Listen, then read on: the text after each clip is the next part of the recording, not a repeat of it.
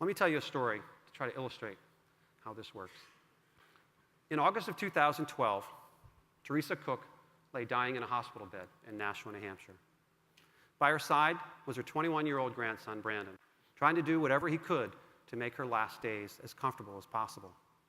Now, one of the most devastating things about pancreatic cancer is that it wreaks havoc on your digestive system. It takes away your appetite and reduces your strength right when the time your body needs to fight the tumors.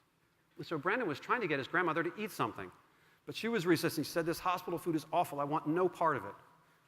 But he persisted, and she said, "Well, there is one thing. If you could get me my favorite food, a bowl of clam chowder and a bread bowl from the Panera bread shop, I would give that a try."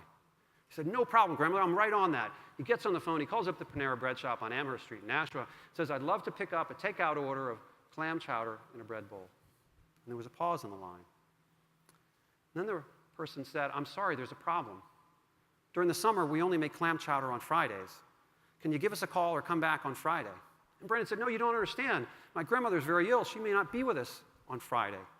You need to make an exception." And so the manager got on the line, Susan Fortier, and she said, "No problem. You come right over. We'll have it ready for you when you get here." And she did have it ready. In addition, she put together a box of cookies for Brandon. She said, "There's no charge. You just let us know how your grandmother's doing. If you need more clam chowder, we'll be here for you." And she did.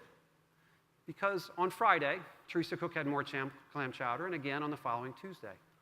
And it wasn't until Saturday, August 18th, that Teresa Cook quietly passed away with her family by her side. The clam chowder had sustained her for maybe another week. It was just a bowl of clam chowder. It was just another week. But for Brandon and his grandmother, it was literally a matter of life and death, one that they would never forget. And it turns out there are a lot of other people that will never forget either. Because on that first Tuesday, Brandon sent a little thank you note to the people at the Panera bread shop. And he sent that note on his Facebook page. And what do you imagine happened next? Within a few days, over 800,000 people around the world had liked that post. Nearly 35,000 had posted comments. And many of them were from Panera employees saying, "This is why I'm proud to work at Panera. We do things like this in our store whenever we can." Customers saying, "We don't have a Panera bread shop in our town, but when we do, we'll be going there. This is why I'm taking my family to Panera tonight." So what caused this tremendous outpouring of emotion? Was it the quality of the clam chowder, location of the store, the price, the speed of the service, the digital ad campaign, the loyalty program?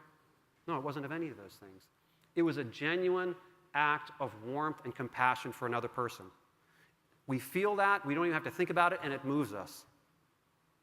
And we are wired by evolution to respond much more strongly to demonstrations of warmth and competence. Warmth is actually the dominant factor in our behavior, whether we realize it or not. We spend so much of our time focused on the competencies, the skills, the expertise, the features and benefits that set our brand apart.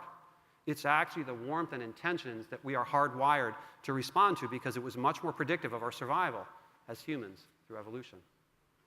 So what we can take away from this story, and frankly all of our research, is that in fact people were the first brands. Faces were the first logos. And all the brand and trade and commerce we've engaged in over the last several thousand years is just an adaptation of the way that we are hardwired to interact with one another.